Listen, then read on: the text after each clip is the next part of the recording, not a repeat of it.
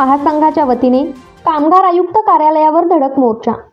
सांगली येथे हजारो कामगारांच्या उपस्थितीत सांगली येथे चक्काजाम आंदोलन, कामगारांच्या न्याय हक्कासाठी आंदोलन करण्यात आले।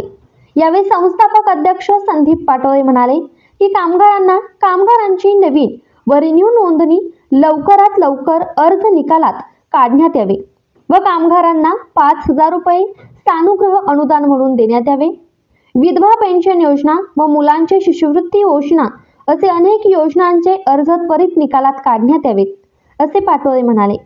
यावेळी सर्व मागण्या कामगार आयुक्त यांनी आंदोलनाचे मागण्या मान्य करून त्वरित निकालात काढून देतो असे आश्वासन देण्यात आले व पुढील काही दिवसातच या योजनांचे कामकाज सुरळीत चालू होईल असे सांगण्यात आले।